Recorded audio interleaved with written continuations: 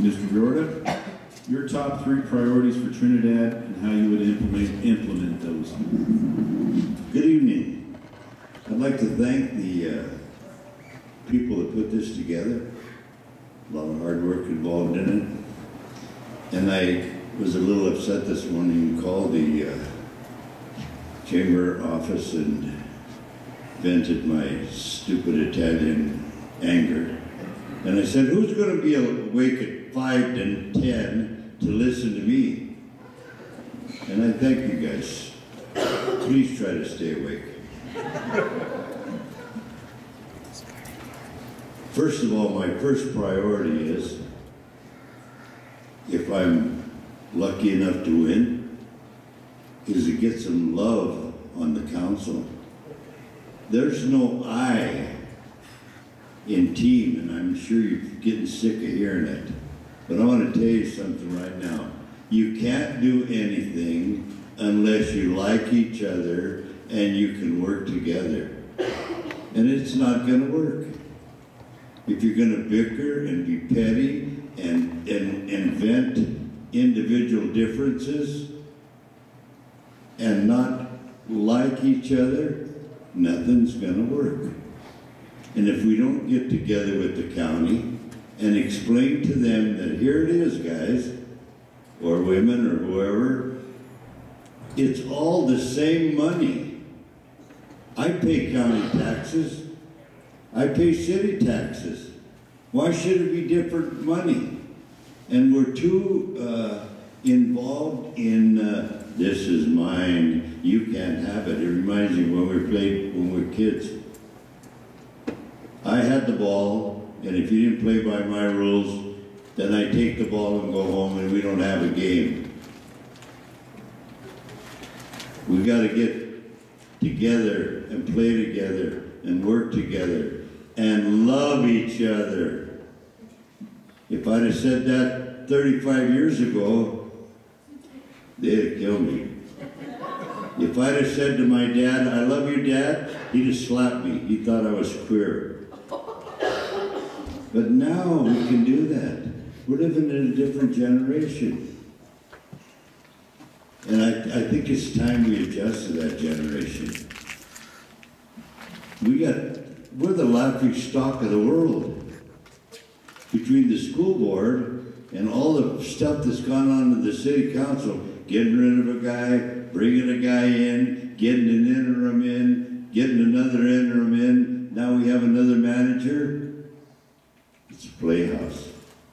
Let's get serious, and whatever it takes, do it. Amen. Any questions?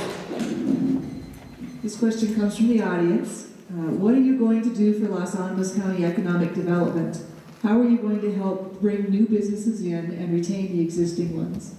First of all, I'd like to say, I don't want to hear the word industry anymore, because I think of a great big a plant coming in with smoke and fire and whatever and hire 600 people.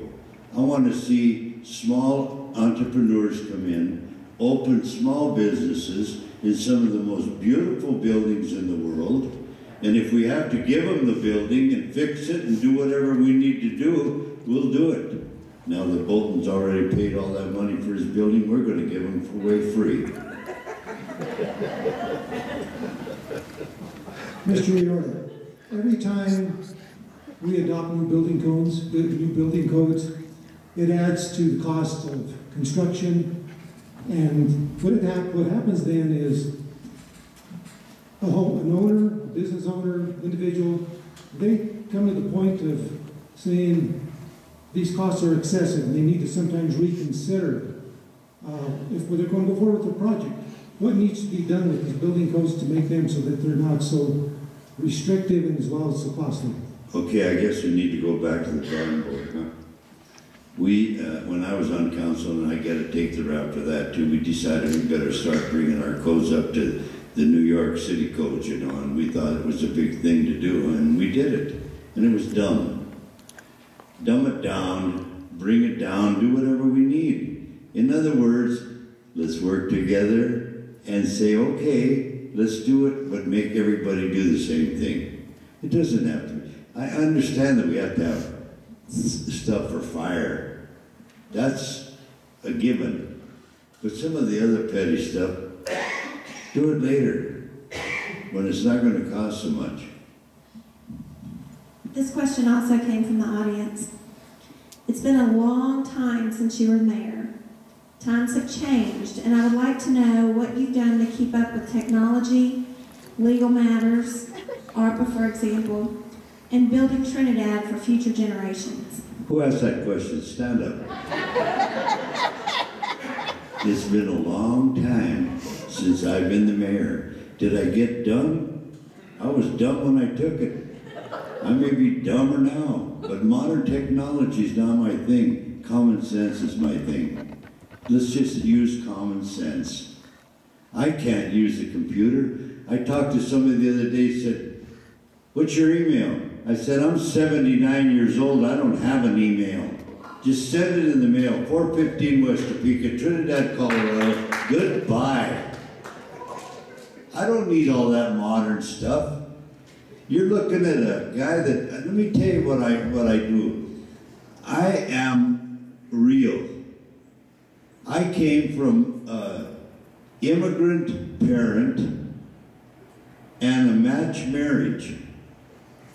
My dad was like a dog. He came from the old country and he brought those ideas that he was in control. Forget it. No man's in control when there's a woman involved. Doesn't matter. Just we are what we are. And we're going to live with it. Exactly. Keep it simple, stupid. That's all we have to do. Here's another question from the audience. I don't want any more. I'll ask it anyway. How would you voice your opinion if you disagreed with a situation that was out of your control, but you still had to participate in it? Somebody knows I have a terrible temper. They're trying to get me mad here, so I'm going to show my temper. Let me tell you what I've done. I've retooled myself. I bought a shirt that said, I have an Italian attitude. I'm a first-generation Italian and very damn proud of it. And if I disagree, you're going to know it. Anybody that knows me knows what's in my brain comes out of my mouth. When I left the house, my wife said, shut your mouth, don't belabor the point, and be specific. Okay, that's all. Did I answer that question? This is another question from the audience. Is how will you work to reduce how will you work to reduce excess cost in the city? Cost of city mileage, and will you work for better break room facilities for city employees? I understand that they took the trucks away from the superintendents, but the city manager still has his car. We got to be fair. If we're going to take it from the top, take it from the bottom, take it from the top.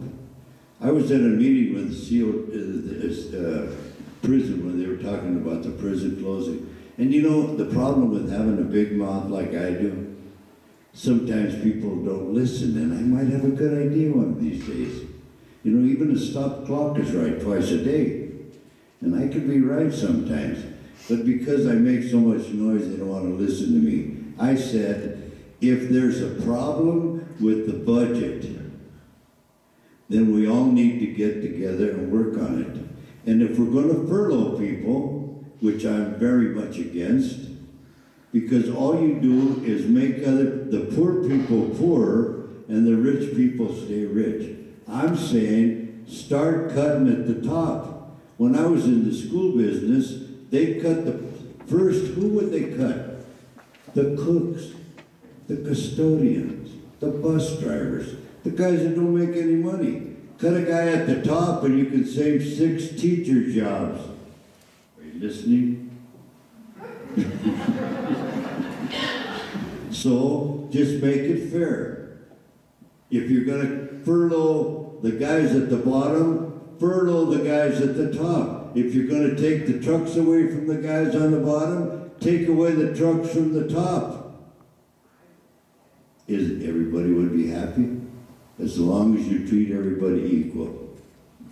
I taught the United States history for the longest time, and I loved it, and I love it today. I admire the framers of the Constitution that you wouldn't believe. Did those guys do a tremendous job? They were even smart enough to put in an elastic clause. If it wasn't covered in the Constitution, stretch it a little bit. As long as nobody gets hurt, stretch it. And all men are created equal.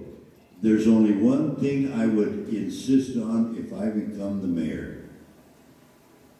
In working together, 7 people, right? If we vote for it, the majority rules. Then it's incumbent upon the no votes to support the yes votes.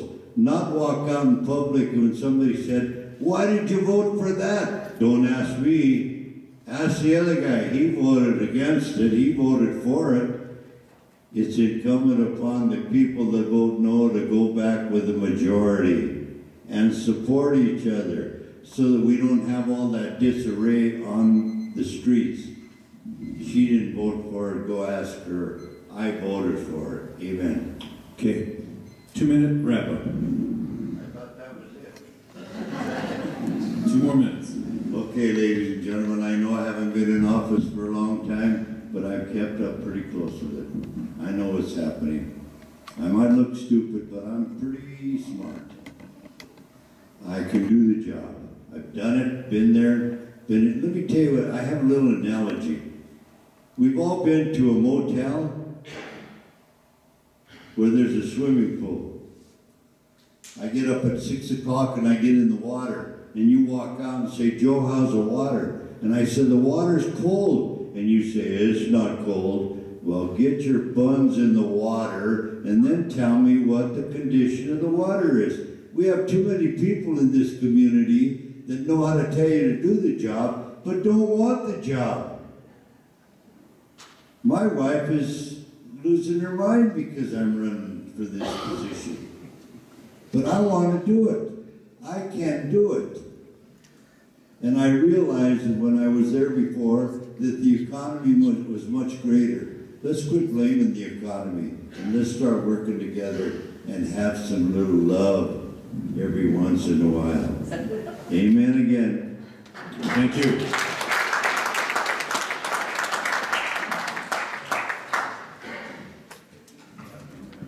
Madam Mayor?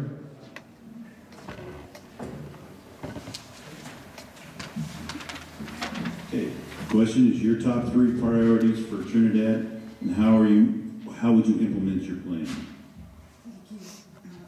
Excuse me. First, I would like to thank the Chamber for hosting this event, and I also wish to thank the members of the panel and our moderator for your participation in this important service to our community. Let me begin by saying that I know there are some of you who may not know me. My name is Bernadette Baca Gonzales. I'm a proud native of Trinidad. I graduated from Honey High School. I earned my law degree at the University of Colorado in Boulder. My parents were humble working folks. My father was a coal miner, and my mother worked as a waitress. I am a retired attorney. During my career, I represented school districts and protected the children they served. Upon retirement, I chose to return to my hometown in order to care for an aging parent. Once here, however, I felt I had a civic duty to make a positive difference in Trinidad. I ran for city council and was elected to office. I have very much enjoyed serving the citizens of this community, and I hope they will re-elect me as their mayor. In direct response to your question, my overall goals for Trinidad include job creation from sustainable and and reliable businesses, fixing infrastructure that has been neglected far too long, and creating a safe and healthy environment for residents, including our senior citizens and our most precious asset, our children. How will we address those? Well, Trinidad is indeed facing many challenges, but many of them, most of them, did not arise overnight. I believe the city is headed in the right direction, and positive changes have occurred and will continue to occur. In this past year, I fought for Trinidad in order to preserve local jobs, advocating to keep open the Trinidad prison. I've advocated to protect the North Lake water supply, working hard, advocating for rigorous contracts to ensure the contractor and engineer supervising construction meet their obligations. And I work to prevent furlough days and to hold down insurance costs for city employees. During last year's budget process, for example, I advocated and was able to convince my colleagues on council to approve an additional approximate $70,000 in premium costs rather than taking that from the employees by adjusting the contribution rates they made to the plan. If re-elected, I shall continue to be prepared for meetings, to run council meetings effectively, to obey the city charter, to support transparent government, to defend taxpayer interests by, among other things, partnering with the state, the county, and local agencies to save taxpayer dollars, and to continue to fight to prevent furlough days and or any harmful changes to the employee's health insurance plan. I respectfully ask for your vote and thank you for your support. Okay, questions from the panel?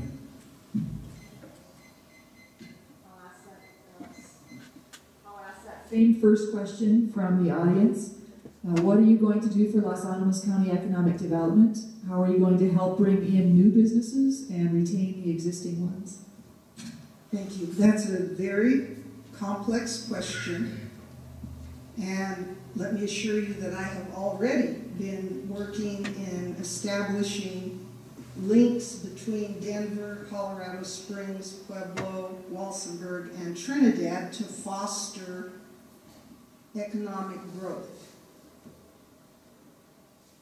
We have to communicate with Denver. I have personally met with the governor on at least 3 occasions, one in connection with preserving the jobs at the Trinidad prison. And for economic development to be effective, you have to reach out everywhere from Senator Udall's office to our state representatives, to getting involved in trips to Denver, to taking advantage of money that is available for economic development in Trinidad. I got a phone call from Chuck Murphy telling me that no one in southern Colorado has applied for the millions of dollars that are available for regional economic development connected to tourism. That's a disgrace, and we need to change that, and I certainly will advocate for being more proactively involved in those programs. Mayor, it seems like every time that there is a project that we have, for instance, one or the North Lake project right now and others, it seems like the project starts out costing B. By the time the project is done, it's costing Y. And there are such cost overruns. The problem is that it goes back to us as taxpayers. We have to front the cost of this. Whose responsibility is this to hold the contractors, the architects, whoever is involved? What are their responsibilities? That's why part of my background involved actually negotiating contracts for construction projects totaling millions of dollars. I mean, NFL quality football stadiums, school district buildings that served as many as 1,000 students. And you need to make sure that your documents, the construction documents, are effective and well written. Secondly, the most important part is you need to make sure that the service contracts, the professional service contracts, that's the engineer who is responsible for supervising construction work, are airtight. You have to make sure that those two tools are in your hip pocket. With any construction project, you are going to have some change orders. I believe the change order you may have referenced earlier was actually, in my opinion, the result of a delay in giving the contractor the notice to proceed. The notice to proceed was to have been given to him in May of 2012, and it was not issued until August of 2012. Every week of delay during that prime construction period resulted in an increase in expenses. And for something like that, we have to step up and take responsibility. But for our general contract contains express provisions that future other additional change orders have to be approved by City Council. Our contract also protects the city that we will hold, whether it's the engineer or the construction company responsible for doing the job that they are supposed to do. Once the construction project is completed, if we need to, we have the ability to go against the engineer and or the construction company depending on the facts of the case. So I feel very comfortable that the city has had some difficulties, but this project is going to be concluded successfully and accurately. This question is from the audience. You were outspoken before you were elected mayor in support of Ed Gilda-Rubio. After becoming mayor, you were equally outspoken in refusing to rehire him. There is a perception of distrust which persists. How do you plan to overcome this? Ed Gilda-Rubio. He's a very convincing salesman and had me fooled and a lot of other people fooled. When he came back for his interview, it was evident to me that he was no longer a good match for this city. I am not afraid to make tough decisions, and believe me, that was one of the toughest I had to face. Here's another question from the audience. What small to medium-sized businesses are being sought out to locate in the Trinidad area? Do we have the infrastructure to support larger businesses, water, utilities, sewer, and what incentives can we offer these companies? If I understand correctly, the first half of your question concerned what are we doing to attract small to medium? I think that is our forte. If we work collaboratively, economic development, chamber of commerce, local businesses, we can attract particularly high-tech, intellectual property-driven businesses that can be conducted in Trinidad, in Chicago, in New York. I mean, they can pick up and move their office wherever they have the best economic advantage. For infrastructure questions in connection with large industry, I'm confident we have some readily available positions, locations that can be occupied. But I'm concerned that our industrial park may need some further work. I was dismayed to learn that an individual who was trying to locate in the industrial park had selected a site, and we found that the sewer, the water wasn't run to the location. So that was a serious lapse. You know, one of the problems that exists within the building industry is that in the community or in Trinidad itself, you talk to contractors, and at this point in time, there are really no large areas that the contractor can go in and build 15 or 20 houses. We're not at that economic point in our lives right now. But in the near future, if something like that were to happen, there's not any plans, as far as I know, for annexation of additional property into the community, into the city of Trinidad. Can you give us a viewpoint?